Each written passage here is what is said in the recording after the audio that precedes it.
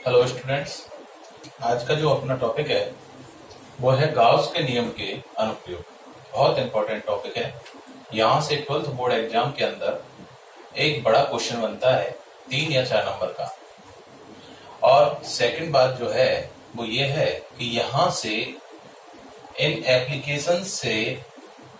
Applications of Gauss law, इसमें से IIT हो चाहे नीट हो चाहे कोई भी कंपटीशन एग्जाम हो, 2 या 3 क्वेश्चन तो 100% पूछे जाते हैं। ठीक, तो टॉपिक को बड़े ध्यान से देखना, बहुत इंपॉर्टेंट टॉपिक है और टफ भी लगता है। और अगर हम इसको ध्यान से कॉन्सेप्ट क्लियर करके चलें तो बहुत इजी टॉपिक है। तो देखो ध्यान से, तो गाउस के नियम के अनुप्रयोग, एप्लीकेशंस ऑफ गाउसेस लॉ। तो इस गाउस के नियम के कई सारे अनुप्रयोग हैं, 5-6 अनुप्रयोग हैं इसके, और इनको हम एक एक करके हर वीडियो के अंदर विस्तार से पढ़ेंगे। ठीक, और इन पर आधारित क्वेश्चन भी करेंगे। ठीक है, कैसे क्वेश्चन पूछे जाते हैं वो सारी चीजें हम यहाँ पर डिस्कस करेंगे। तो सबसे पहला जो अनुप्रयोग है गाउस के नियम का वो है, सबसे पहला जो अनुप्रयोग है वो किसी रेखीय आवेशित चालक तार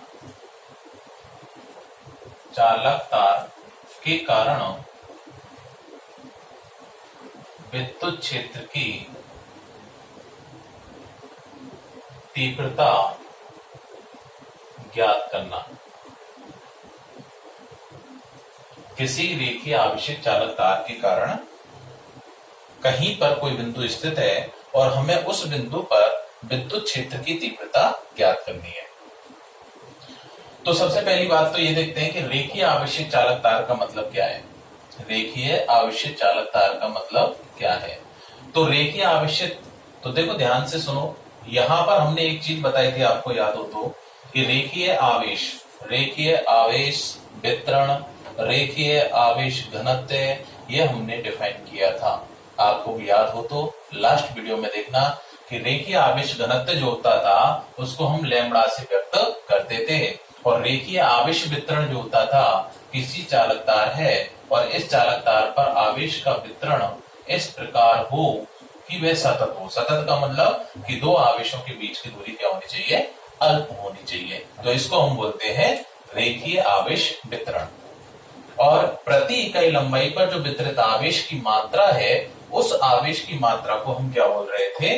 रेखीय आवेश घनत्व। ठीक है, अच्छा, तो कोई रेखीय आवेशित चालक तार है, इसके कारण हमें विद्युत क्षेत्र की तीव्रता ज्ञात करनी है। विद्युत क्षेत्र की तीव्रता, और विद्युत क्षेत्र की जब तीव्रता की जब हम बात करते हैं तो इसको हम ई से व्यक्त करते हैं। और विद्युत क्षेत्र की जो तीव्रता होती है वो कैसी राशि होती है? सदिश राशि होती है। सदिश राशि है। कैसी राशि है? सदिश राशि है। अब जब सदिश राशि है तो इसके अंदर हमें दो क्या कि विद्युत क्षेत्र की तीव्रता जब सदिश राशि है तो सदिश राशियों में हम क्या क्या चीज ज्ञात करते हैं, डिफाइन क्या क्या करते हैं? सदिश राशियां कौन सी होती हैं? जिनमें परिमाण भी होता है और दिशा भी होती है। इसका मतलब है कि हमें यहाँ पर सबसे पहला काम क्या रहेगा अपना, कि विद्युत क्षेत्र की तीव्रता ज्ञात करने के लिए सबसे पहले तो हमें इसकी दिशा देखनी पड़ेगी, उसके बाद हम इसका परिमाण ज्ञात करेंगे। बहुत सिंपल टॉपिक है, ध्यान सुनना। क्या करना है हमें? भूमिका बना ली हमने। क्या बनाई? कि विद्युत क्षेत्र की तीव्रता कैसी राशि होती है? सदिश राशि होती है। सदिश राशियों के लिए हमें परिमाण भी चाहिए और दिशा भी चाहिए। तो सबसे पहले हम विद्युत क्षेत्र की तीव्रता की क्या देखेंगे? रेखीय आवेशित चालक तार के कारण किसी बिंदु पर क्या देखेंगे? दिशा देखेंगे। दिशा के बाद फिर क्या देखेंगे? हम उसका परिमाण ज्ञात करेंगे। ठीक है, और उसके बाद अपना डेरिवेशन सॉल्व हो जाएगा। ठीक, हाँ जी, शुरू करते हैं। देखना, तो जो जो यहां पर डायग्राम के अंदर जो जो काम हम करेंगे वो सारा कुछ हम अपने दिमाग से यहाँ पर लिख देंगे। ठीक है, हाँ जी, कि मान लेते हैं कि माना कि एक चालक तार है। अब ये चालक तार है, इसकी हमें लंबाई नहीं पता है। ठीक है, ये कोई चालक तार है इसकी लंबाई हमें नहीं पता, हम यहाँ पर क्या लेके चल रहे हैं, अनंत रेखीय चालक तार है। कैसा है, अनंत रेखीय। तो यहां पर मैं लिख देता हूं कि किसी अनंत रेखीय चालक तार, अनंत रेखीय चालक तार, और अनंत रेखीय कैसा होता है, जिसकी लंबाई हमें ज्ञात नहीं हो, अनंत विस्तार का होता है, अनंत विस्तार का होता है। ये रहा, ठीक है, ये हो गया कैसा, अनंत रेखीय चालक तार। ठीक है, अब ये अनंत रेखीय चालक तार है और कोई आवेश रखा हुआ है। ठीक है, कोई आवेश रखा हुआ है और वो कहां रखा हुआ है, वो मान लिया वो यहां रखा हुआ है। ठीक है, और ये कोई बिंदु P है, ये कोई बिंदु P है जिस पर हमें विद्युत क्षेत्र की तीव्रता ज्ञात करनी है। तो सबसे पहले तो ये जो चालक तार है इसको हम क्या करेंगे, सतत आवेश वितरण करेंगे इस पर। ठीक है, तो हमने इसको सतत आवेश वितरण कर दिया, तो इसको हम बोलेंगे रेखीय आवेशित चालक तार। ठीक है, अब एक चीज और सुन लो, क्या, बहुत इंपॉर्टेंट चीज, कि क्या हम अनंत रेखीय चालक तार ले सकते हैं? क्या हमारे पास अनंत रेखीय चालक तार हो सकता है उपलब्ध? नहीं हो सकता। तो फिर उसके लिए हम क्या करें कि मुझे इस चालक तार को अनंत रेखीय बनाना है। तो हम क्या करें अनंत रेखीय बनाने के लिए, तो ध्यान से सुनना कि जो बिंदु P है ना, इस बिंदु P की अगर मैं स्थिति चेंज कर दूं, स्थिति चेंज कर दूं, ध्यान से देखना कि मान के चलें कि ये कोई आदमी खड़ा हुआ है जैसे, या फिर कोई भी दीवार है, कोई भी दीवार है और कितनी ऊंची है, मान लिया ये दीवार जो है वो 100 मीटर ऊंची है, ये मान के चले। ठीक है, अब इस दीवार से कोई 5 मीटर का कोई आदमी है और इस दीवार से बहुत अधिक दूरी पर खड़ा हुआ है। ठीक है, दूर खड़ा हुआ है और ये इस दीवार को जब देख रहा है तो क्या इसको ये पूरी दीवार नजर आ जाएगी? पहले बताओ, आएगी या नहीं आएगी? आएगी। ठीक है, अब मैं क्या कर रहा हूं कि इस आदमी को इस दीवार के पास लाता जा रहा हूं। ठीक है, तो इस आदमी को ये दीवार कैसी नजर आती जाएगी, बड़ी या छोटी? बड़ी। और जब ये आदमी इस दीवार के अत्यधिक पास आ जाएगा, तो जिस स्थिति में ये पहले इस दीवार को देख रहा था नॉर्मल वे में, क्या अब ये इस दीवार को नॉर्मल वे में पूरी यहां इस छोर को देख पाएगा? देख पा सकता है क्या? नहीं देख सकता। देख सकता है क्या? नहीं देख सकता। इसका मतलब है कि इस आदमी को ये दीवार कैसी दिखेगी? बहुत विस्तारित, मतलब इसके और छोर इसको नजर नहीं आएंगे। ठीक है, तो ये दीवार कहलाएगी इस कंडीशन के लिए कैसी? अनंत विस्तारित। बात समझ में आई या नहीं है? ठीक है, तो ऐसे यहाँ एक चालक तार है और ये चालक तार कैसा है? एक सीमित लंबाई का चालक तार है और इस सीमित लंबाई के चालक तार से कोई बिंदु P इसके जस्ट पास में रखा हुआ है। कहां रखा हुआ है? जस्ट पास में रखा हुआ है। और जब पास में रखा हुआ है तो इस बिंदु P के लिए ये चालक तार कैसा नजर आएगा? अनंत रेखीय नजर आएगा। कैसा आएगा? अनंत रेखीय नजर आएगा। समझ में आया? ठीक, अच्छा।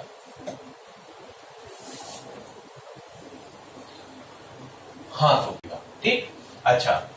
अब इस बिंदु P पर हमें इस तार के कारण क्या ज्ञात करना है? क्षेत्र की तीव्रता ज्ञात करनी है। ठीक है, इस चालक तार पर कितना आवेश वितरित है ये हमें ज्ञात नहीं है। तो इसके लिए हम क्या करें कि इस चालक तार पर जो वितरित आवेश है, अगर मैं ये कह दूं कि साहब इसकी एकांक लंबाई पर वितरित जो आवेश है वो अगर मैं निकाल लूं तो मेरे पास समस्त लंबाई का आ जाएगा।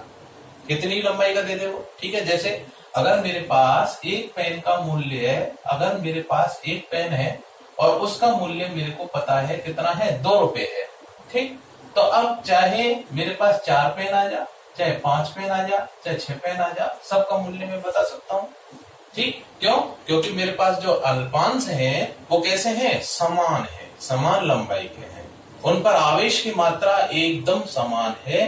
तो चाहे कितने ही अल्पांशों से मिलकर बना हो चालक तार, कितनी ही लंबाई का हो, मैं उस पर कुल आवेश ज्ञात कर सकता हूँ। ठीक है, कि साहब एक अल्पांश पर आवेश इतना है तो इतने अल्पांश बनेंगे उस चालक तार में, तो इन सब पर कितना होगा उसमें मैं उसका गुणा कर दूंगा, तो मेरे पास क्या आ जाएगा, पूरे लंबाई पर वितरित आवेश आ जाएगा। ठीक है, तो इस बिंदु P पर मान लेते हैं कि इस चालक तार पर जो रेखीय आवेश घनत्व है एकांक लंबाई पर जो वितरित आवेश है वो कितना है, लैम्बडा है। ठीक है, अब इस बिंदु P पर हमें विद्युत क्षेत्र की तीव्रता का परिमाण भी ज्ञात करना है और दिशा भी ज्ञात करनी है। तो सबसे पहले तो हम यह दिशा देखेंगे। ठीक है, तो दिशा देखने के लिए मान लेते हैं कि इस चालक तार के इस बिंदु O से और ये जो बिंदु P है वो कितनी दूरी पर स्थित है, वो मान लिया मैंने स्मॉल r दूरी पर स्थित है। कितनी दूरी पर है, स्मॉल r दूरी पर स्थित है। ठीक है,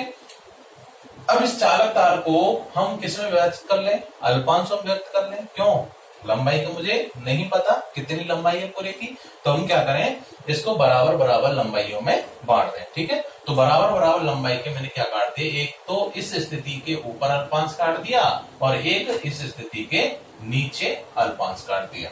ठीक है, मान लिया इस अल्पांश की जो लंबाई है वो मान ली मैंने dl है, ऐसे ये भी कितना होगा, dl होगा।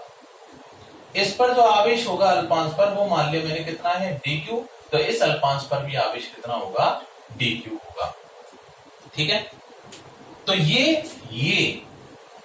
ये आवेश जो है, ये आवेश कैसा कहलाएगा, ये आवेश कहलाएगा बिंदु आवेश। कैसा कहलाएगा, बिंदु आवेश। ठीक है, और इस बिंदु आवेश के कारण हमें इस बिंदु P पर क्षेत्र की तीव्रता ज्ञात करनी है। तो मान लेते हैं कि इस अल्पांश से ये बिंदु P जो है, ये जो बिंदु P है कितनी दूरी पर है वो हमें पता चल जाएगा। ठीक है, ऐसे ही ये इस अल्पांश से ये बिंदु P कितनी दूरी पर है ये भी हमें पता चल जाएगा, आराम से ज्ञात कर सकते हैं। ठीक है, तो अभी हमें दिशा ज्ञात करनी है, तो दिशा में हमें दूरी से कोई मतलब नहीं है, दूरी के परिमाण से कोई मतलब नहीं है। ठीक है, तो याद करो कि बिंदु आवेश के कारण किसी बिंदु पर विद्युत क्षेत्र की तीव्रता की जो दिशा होती है वो किधर होती है। ठीक है, तो कैसा आवेश है पहले बताओ, प्लस आवेश है, और प्लस आवेश होता है तो इस बिंदु P पर जब क्षेत्र तीव्रता ज्ञात करते हैं तो हम क्या करते हैं, एक परीक्षण आवेश की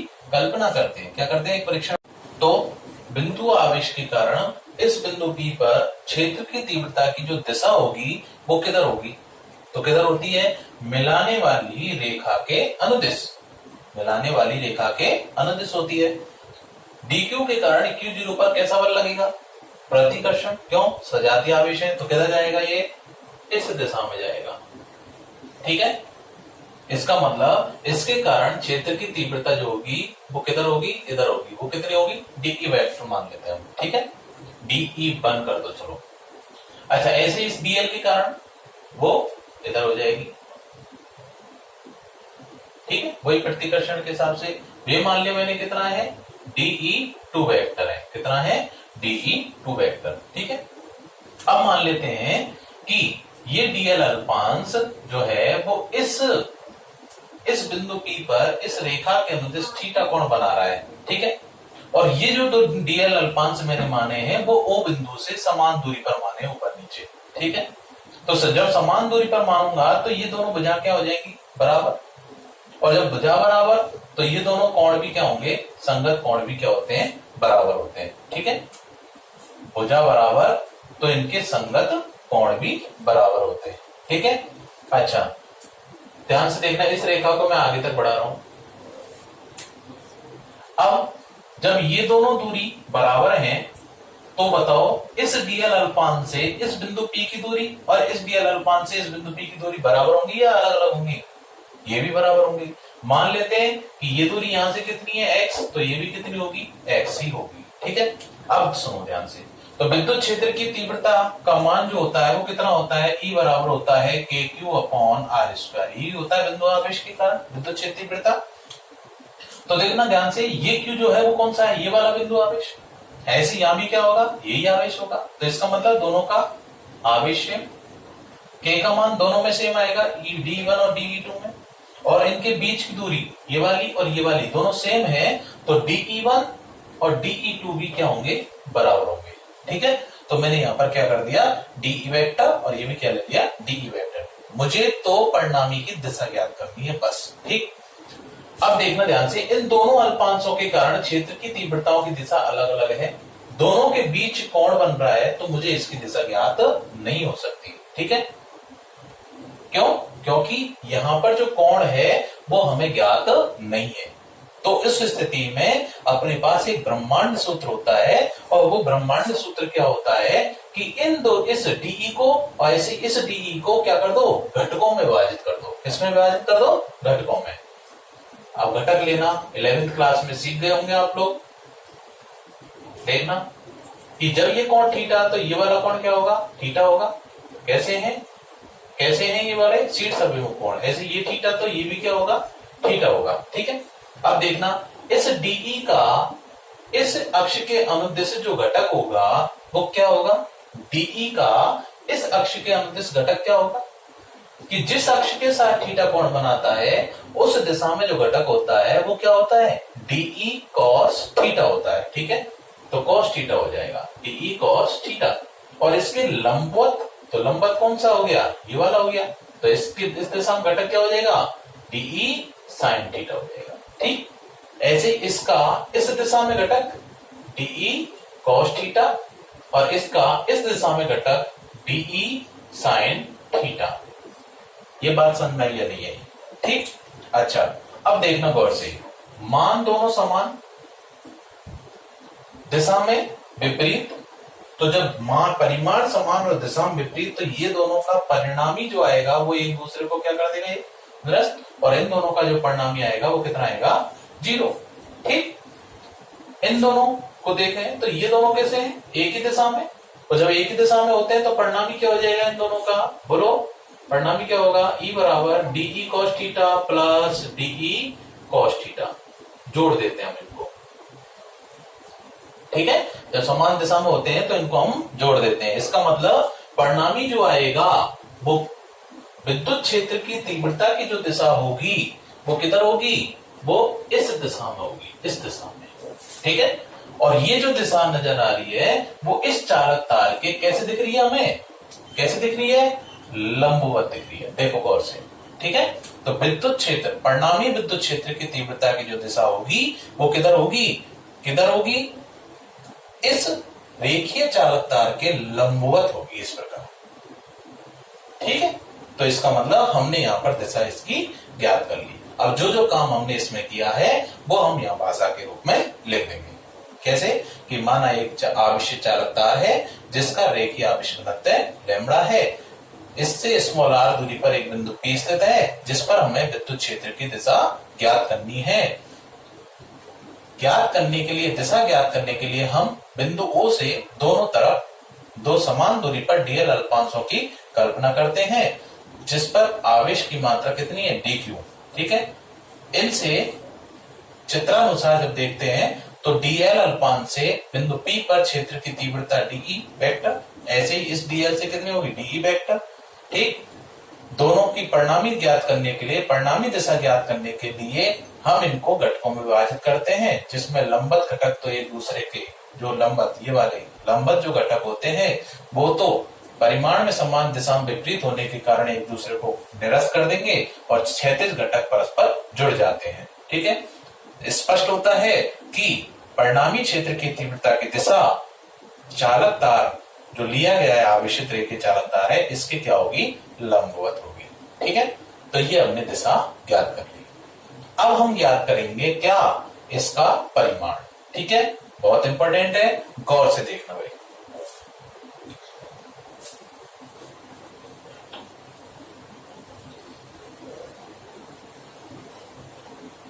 तो परिमाण ज्ञात करते हैं। हाँ जी, ये रेखीय आवेशित चालक तार है और इस रेखीय आवेशित चालक तार से ये कोई बिंदु P है। अब ये बिंदु P देखो यहां हो सकता है, यहां हो सकता है, यहां हो सकता है, यहां हो सकता है, यहां हो सकता है, यहां हो सकता है, यहां हो सकता है, यहां हो सकता है, यहां कहीं भी हो सकता है। ठीक है, और हमें इस बिंदु P पर क्या ज्ञात करनी है? विद्युत क्षेत्र की तीव्रता ज्ञात करनी है। तो इस बिंदु P पर क्षेत्र की तीव्रता ज्ञात करने के लिए क्या करें भाई? किससे ज्ञात कर रहे हैं हम? गाउस के नियम से। किससे ज्ञात कर रहे हैं? गाउस के नियम से।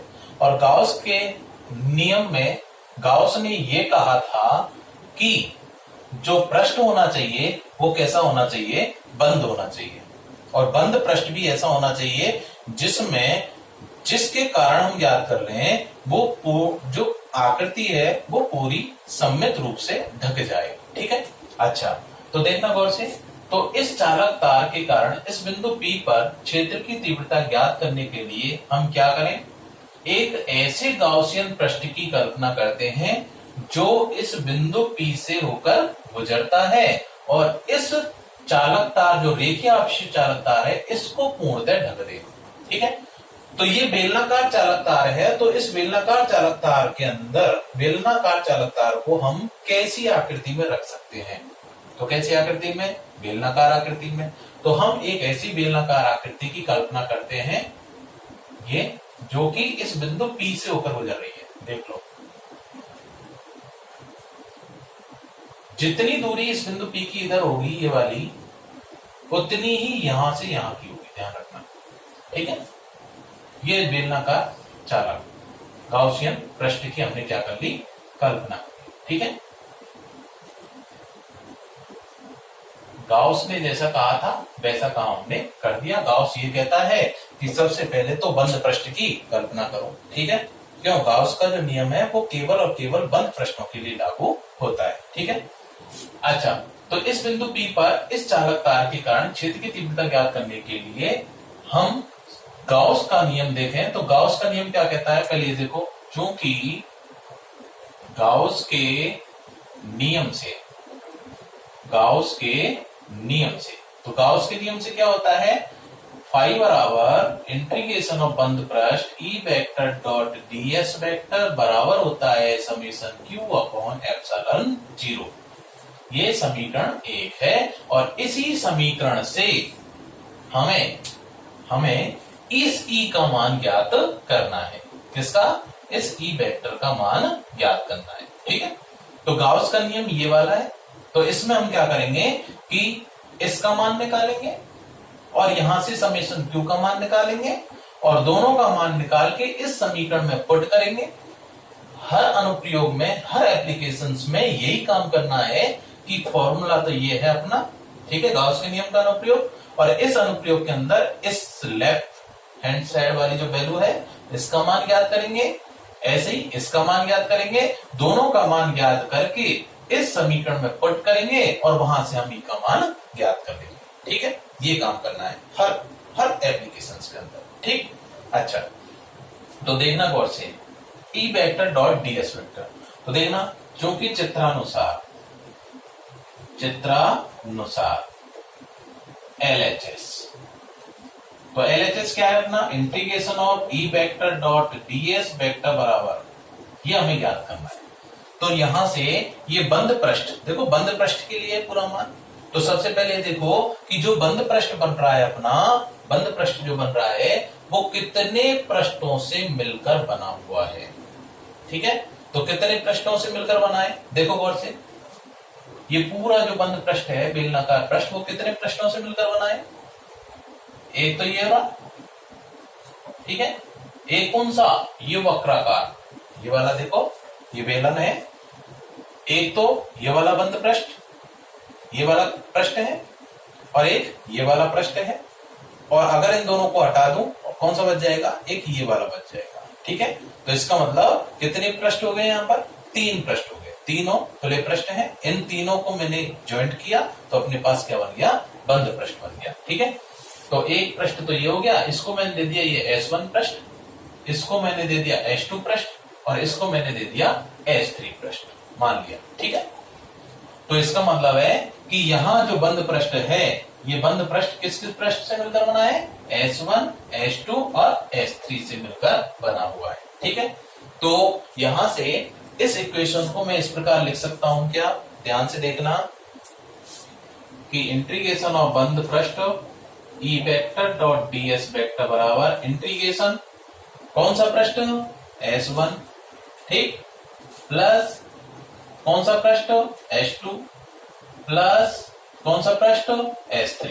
अब देखना यहां पर मैंने बंद नहीं लगाया है, बात समझ में आ गई ना, क्यों, एक खुला पृष्ठ दूसरा खुला, तीसरा खुला, तीनों को ज्वाइंट कर दिया तो क्या बन गया, बंद बन गया। ठीक है, क्या लिख देंगे अंदर, ई वेक्टर डॉट डीएस वेक्टर, ई वेक्टर डॉट डीएस वेक्टर, ई वेक्टर डॉट डीएस वेक्टर। ठीक है, अब ध्यान से देखो, बिंदु P पर क्षेत्र की तीव्रता की दिशा देखो सबसे पहले तो दिशा हमने ज्ञात कर ली थी, क्या है दिशा, क्या होगी दिशा बताओ, बिल्कुल सीधे लंबवत दिशा। ठीक है, ये ओके। ऐसे ही यहां से अगर मैं देखूं इस पॉइंट से, इस पॉइंट से, अब इस पॉइंट से इस बिंदु P पर नहीं देखी, ये बिंदु P कहां है, इस रेखा पर है। ठीक है, तो इसके लिए क्षेत्र की तीव्रता की दिशा किधर होगी, वही इधर होगी। बोलो सही है ना, क्षेत्र की तीव्रता की दिशा तो हमेशा तार के लंबवत है। ठीक, ऐसी क्षेत्र तीव्रता यहां भी क्या होगी, इधर ही होगी। अब देखना ध्यान से, ये एक अल्पांश है, ये एक अल्पांश है, ये एक अल्पांश है, तो तीनों के कारण क्षेत्र की तीव्रता भी क्या होगी, समान होगी। और वो मान लिया मैंने ई वेक्टर, ई वेक्टर और ई वेक्टर। ये बात समझ में आई या नहीं है, आगे। ठीक, अच्छा इसके पृष्ठ की दिशा बताओ, क्षेत्रफल की दिशा, क्यों, क्योंकि मेरे पास यहाँ पर ई वेक्टर और डीएस वेक्टर है, दोनों के मध्य कोण देखना है। मैं इस इक्वेशन को क्या लिख सकता हूं, देखना गौर से, या E vector dot DS vector बराबर इंटीग्रेशन S1 ई डीएस कॉस थीटा। ठीक, क्यों, डॉट डॉट है, डॉट गुणन को हटाते हैं तो क्या आता है, कॉस थीटा आता है, plus S2 E DS cos theta plus S3 EDS cos theta. अब यहां थीटा अलग अलग होंगे, 1 2 और 3। ठीक है, बात समझ में आ गई। अच्छा, और पृष्ठ भी क्या है, यहाँ पर अलग अलग है, तो ये मैंने लिख दिया DS1, ये लिख दिया DS2 और ये लिख दिया DS3। बात समझ में आ गई। ठीक सर, अच्छा देखना भाई गौर से, S1 पृष्ठ की जो दिशा होगी, यानी ये वाला पृष्ठ है, और इसका क्षेत्रफल जो होगा वो किधर होगा, हमेशा इस सतह के लंबवत होगा। इसका मतलब इस क्षेत्रफल की जो दिशा है वो किधर है, नीचे की ओर होगी। तो DS1 वेक्टर किधर है, नीचे की ओर। तो बताओ इन दोनों के मध्य जो θ1 है वो कितना रहा, 90 डिग्री। कितना रहा, 90 डिग्री। ठीक, अच्छा इस वक्राकार पृष्ठ के लिए देखो, इसके लिए अब इस पृष्ठ, ये वाला जो पृष्ठ है, इसके क्षेत्रफल की दिशा किधर होगी, कहीं भी लंब डाल दो, ये रहा, ये डाल, ये इधर ही तो बढ़ेगा ये।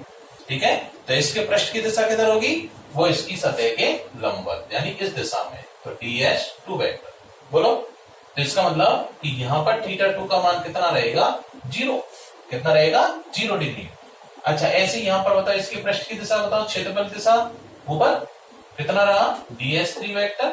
थीटा कितना रहा बताओ, θ3 90 डिग्री। बोलो सही है, तीनों के मान रख देते हैं यहां पर। तो देखो गौर से, या E vector dot DS vector बराबर integration of S1 E DS1 cos 90 degree plus S2 E DS2 cos कितना रहा, second 0 degree plus S3 E DS cos कितना, 90 डिग्री। ठीक है, हाँ जी।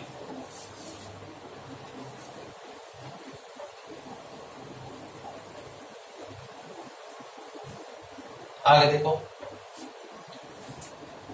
cos 90 का मान कितना होता है, 0। cos 0 का मान 1, cos 90 का मान 0। इसका मतलब ये दोनों टर्म तो क्या हो गई, 0। तो क्या बची अपनी टर्म, या इंटीग्रेशन बंद पृष्ठ ई वेक्टर डॉट डीएस वेक्टर बराबर, बोलो क्या रहा, इंटीग्रेशन ऑफ S2, ठीक है, और ई DS2। बोलो, अब चूंकि ई यहां पर क्या है, चूंकि ई सभी जगह क्या है, समान, तो ई सममित है यहां पर। और जब ई का मान सममित है तो सममित को जब समान है तो कांस्टेंट वैल्यू हो गई, और कांस्टेंट वैल्यू होगी तो इसको मैं समाकलन से बाहर निकाल लेंगे। तो क्या बचेगा, इंटीग्रेशन ऑफ बंद पृष्ठ ई वेक्टर डॉट डीएस वेक्टर बराबर, ई बाहर आ गया S2 इंटू DS2। बोले ये बात समझ में आई क्या। ठीक, ये समीकरण कौन सा हो गया अपना, 2 हो गया। ठीक है, पहला समीकरण तो हमने गाउस के नियम के अनुसार लिख दिया था, दूसरा ये वाला हो गया, ठीक है सर। अच्छा, अब यहां बताओ चित्र से इंटीग्रेशन ऑफ ds टू कैसा प्रश्न है, किसका प्रश्न है, बेलनाकार है, ठीक है। और बेलनाकार जो भाग है, देखो ध्यान से, ये कैसा नजर आ रहा है, वृत्ताकार। ये कैसा नजर आ रहा है, वृत्ताकार। और ये पूरा जो है वो कैसा नजर आएगा, वक्राकार। कैसा है, वक्र पृष्ठ, ठीक है। तो ये वाला जो पृष्ठ है वो कैसा है, वक्र पृष्ठ है। ये कैसा है, वृत्त। ये कैसा है, वृत्ताकार, ठीक है। तो ये वक्र पृष्ठ हो गया। और ये क्या है, बेलन के वक्र पृष्ठ का क्षेत्रफल। बेलन के वक्र पृष्ठ का क्षेत्रफल, ठीक। मान लेते हैं कि गॉसियन पृष्ठ जो है इसकी लंबाई जो है मैंने मान ली कितनी है, l है, ये मान ली साहब, ठीक। तो बताओ गौर से, और इसकी जो त्रिज्या है, ये वाली दूरी हमें पता ही है कितनी है, r मानिए, r मान लेते हैं, ठीक है। तो ये r है, ये भी r होगी, ये भी r होगी, ठीक है। तो सारी दूरी सेम होगी। अच्छा, लंबाई l है, दूरी r है, तो बेलन के वक्र पृष्ठ का क्षेत्रफल क्या होता है, बताओ, बोलो। बेलन के वक्र पृष्ठ का क्षेत्रफल, अगर मैं इस बेलन को अगर यहां से एक साइड से काट दूं तो क्या बन जाएगा, एक पट, है ना। कैसी आकृति नजर आएगी, आयताकार। और आयत का क्षेत्रफल क्या होता है, लंबाई इंटू चौड़ाई होता है ना। तो इसका मतलब कि अगर मैं इसको एक साइड से काट दूं तो ये मुझे कैसा दिखेगा, आयताकार पट्टिका नजर आएगी। और आयताकार पट्टिका का जो क्षेत्रफल है वो क्या होता है, लंबाई इंटू चौड़ाई होती है, ठीक है। अब लंबाई इंटू चौड़ाई हम देखें तो चौड़ाई तो क्या होगी अपनी, क्या हो गई, l हो गई, है ना। और ये लंबाई, ये वाली, ये लंबाई किसके रूप में है, किसके रूप में है, परिधि के रूप में, है ना। अरे ये परिधि तो बन गई, ये तो लंबाई है ये वाली, तो ये परिधि कितनी होगी, इसकी परिधि बोलो, 2πr, और लंबाई कितनी, l। तो ये हो गया बेलन के वक्र पृष्ठ का क्षेत्रफल। बात समझ में आ गई। समीकरण नंबर 3। अच्छा,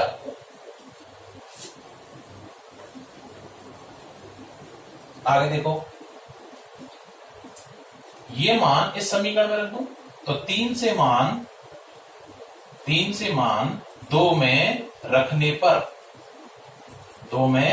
पर क्या आएगा, इंटीग्रेशन बंद पृष्ठ ई वेक्टर डॉट ds वेक्टर बराबर e इंटू, इसका मान रखना हूं यहां पर, क्या है, 2πr इंटू l, ठीक है साहब। ये कैपिटल L मान लो चाहे स्मॉल l मान लो, कुछ भी मान लो, जो आपकी इच्छा हो। समीकरण नंबर 4, ठीक। अच्छा, अब देखो गौर से, गाउस का नियम क्या था अपना, इंटीग्रेशन बंद पृष्ठ ई वेक्टर डॉट ds वेक्टर बराबर समीशन q अपॉन एप्सिलॉन 0। तो इसमें हमने एक LHS वैल्यू निकाल ली, अब हम क्या निकालेंगे, RHS में। तो देखो एप्सिलॉन 0 का मान तो चेंज होगा ही नहीं, ठीक है। एप्सिलॉन होता तो उसमें एप्सिलॉन r से चेंज हो जाता, जो कि माध्यम दिया होता, उस माध्यम के लिए एप्सिलॉन r का मान हमें ज्ञात होता है, ठीक है। समीशन q का मान निकालना है, किसका मान निकालना है, समीशन q का। तो समीशन q का मान कैसे निकालें, तो इस चालक तार के लिए हमने इस चालक तार का रेखीय आवेश घनत्व क्या माना था, लैम्बडा, ठीक। तो लिख देते हैं कि माना रेखीय आवेशित चालक तार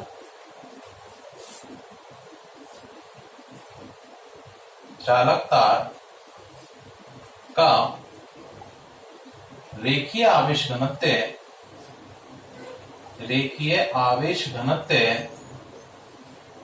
लैम्बडा है। तो बताओ कितनी लंबाई पर वितरित आवेश है, बंद गॉसियन पृष्ठ कितनी लंबाई का है, l लंबाई का, ठीक है। तब परिभाषा से बताओ लैम्बडा बराबर क्या होगा, लैम्बडा बराबर क्या होता है कि इस पर वितरित कुल आवेश, ठीक है। तो कुल आवेश कितना, समेशन q मान लेते हैं, टोटल कितना है, समेशन q बट्टे लंबाई कितनी, l, ये तो है बंद गॉसियन पृष्ठ की। ये लो साहब समीकरण नंबर 5, ठीक है।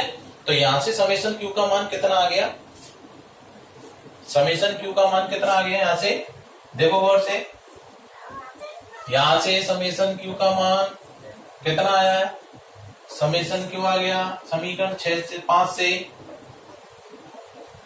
समेशन क्यू बराबर आ गया लैम्बडा इंटू एल, ठीक है, और ये समीकरण आ गया 6। ठीक, तो देखो गौर से समीकरण 4 और 6 से मान समीकरण 1 में रख दें, तो 4 और 6 से मान लिखते जाओ, 4 और 6 से मान, 4 व 6 से मान 1 में रखने पर, 1 में रखने पर क्या आ जाएगा बताओ। इसका मान कितना आया, integration of E vector dot DS vector का मान E into 2πr into L बराबर आएगा लैम्बडा एल बटे एप्सिलॉन 0। तो देखो गौर से एल से एल गया, क्या बच गया, ई बराबर lambda upon 2πr into epsilon 0। ठीक, इस समीकरण में अगर मैं 2 का ऊपर नीचे गुणा कर दूं तो क्या समीकरण पर कोई प्रभाव पड़ेगा, बोलो। 2 का ऊपर नीचे गुणा कर दिया, ठीक, तो क्या लिख देंगे, 2 का ऊपर नीचे गुणा करें तो देखो कोई प्रभाव नहीं पड़ेगा, 2 से 2 कैंसिल हो जाएगा, तो यहां से क्या आ जाएगा, ई बराबर आ जाएगा 2 लैम्बडा बटे, देखो 2 दूनी 4, तो यहां से एक वैल्यू है 1/4 एप्सिलॉन 0 बराबर किसके होता है, के बराबर होता है, तो 2 दूनी 4, 4 एप्सिलॉन 0, तीनों मान निकाल लेते हैं, तो ये किसके बराबर आ जाएगा, के बराबर, तो के को मैंने ऊपर लिख दिया लैम्बडा अपॉन आर, ये लो साहब, ठीक है, तो क्या आया, ई बराबर आया 2k लैम्बडा अपॉन आर। ये होती है किसी अनंत रेखीय चालक तार के कारण विद्युत क्षेत्र की तीव्रता, ये परिमाण है इसका, क्या है इसका परिमाण, ठीक है। अब ध्यान से देखो, तो गौर से देखो कि ई का जो मान है, देखो 2 कांस्टेंट वैल्यू है, के क्या है कांस्टेंट वैल्यू, लैम्बडा क्या है, ये भी कांस्टेंट मान होता है एक अंग लंबाई, ठीक है, का आवेश है, ठीक है। तो ई का जो मान है वो किस पर डिपेंड कर रहा है, सीधे सीधे आर पर डिपेंड कर रहा है। अगर मैं आर का मान चेंज करूंगा तो ई का मान क्या हो जाएगा, चेंज हो जाएगा, ठीक है। देखो गौर से, तो इससे पता चला हमें कि ई का जो मान है, अर्थात ई जो है वो समानुपाती है किसके, 1/r के, किसके समानुपाती है, 1/r के, या फिर मैं ये कह सकता हूं ई समानुपाती r⁻⁻1। ठीक, बहुत इंपॉर्टेंट क्वेश्चन बनता है साहब कंपटीशन एग्जाम के अंदर, आईआईटी हो चाहे नेट हो, ठीक है, नीट हो, दोनों में, या फिर कोई भी कंपटीशन एग्जाम होता है आरपीएससी का, तो उस स्थिति में यहां से क्वेश्चन क्या आता है, सुनना ध्यान से, कि अनंत रेखीय चालक तार के कारण विद्युत क्षेत्र की तीव्रता दूरी की किस घात के समानुपाती, तो किस घात के समानुपाती अगर वो कहे तो क्या आएगा, -1, और अगर व्युत्क्रमानुपाती कहे तो क्या आएगा, +1, ठीक है। इसको बोलते हैं व्युत्क्रमानुपाती, इसको बोलते हैं समानुपाती, ठीक। अच्छा, गौर से देखो, तो इससे हमें क्या पता चला, इस समीकरण से अगर हम आलेख बनाए किस किस के मध्य, ई और आर के मध्य, तो ई और आर के मध्य अगर आलेख बनाए तो कैसा आएगा, ये आ जाएगा ई वेक्टर इस वाली अक्ष पर, इस वाली अक्ष पर अगर हम आर लें तो बताओ कैसा आलेख आएगा, आर का मान बढ़ेगा, सिंपल देखो गौर से, आर का मान बढ़ेगा तो ई के मान में कमी होगी, आर का मान अगर 0 है तो 1/0 कितना होता है, अनंत, और अनंत मतलब टच नहीं करेंगे, क्या करेंगे, नहीं करेंगे, ठीक है, क्योंकि हमें नहीं पता कितनी होती वैल्यू अनंत की, तो यहां से इस प्रकार इसको बिना टच किए हुए आएगा इस प्रकार, और मान जैसे जैसे आर का मान बढ़ेगा वैसे वैसे ई के मान में कमी होती जाएगी, और जब आर का मान अनंत हो जाएगा तो 1/अनंत कितना हो जाएगा, 0 हो जाएगा, तो ई का मान 0 हो जाएगा, ठीक। अच्छा, इसी आलेख को अगर मैं ऐसे बनाऊं, देखो गौर से, ये ई वेक्टर हो गया, और इस वाली अक्ष पर हमने ले लिया 1/r, क्या ले लिया, 1/r, तो अब बताओ ई 1/r की क्या है, यहाँ पर समानुपाती, क्या है, समानुपाती, देखो ई समानुपाती 1/r, और ई व्युत्क्रमानुपाती r, क्या बोलेंगे, ई व्युत्क्रमानुपाती r, ठीक है। तो अगर वो कहे कि ई जो है वो r की किस घात के व्युत्क्रमानुपाती है, तो आएगा +1, और अगर कहे समानुपाती तो आएगा -1। ठीक है, तो कैसी आएगी रेखा बताओ? सीधी आएगी। कैसे आएगी? सीधी रेखा आएगी। ठीक है, समानुपाती है। ठीक, तो आई थिंक आशा करता हूं आप लोगों से कि आपकी पूरा जो टॉपिक है वो अच्छे से समझ में आया होगा। अगर कहीं भी कोई समस्या है डेरिवेशन के अंदर तो आप लोग अपनी नोटबुक देखना, उसमें भी समझ में नहीं आता है तो कमेंट्स बॉक्स में कमेंट्स करके बताना। वीडियो को लाइक कर लेना, सब्सक्राइब कर लेना। धन्यवाद।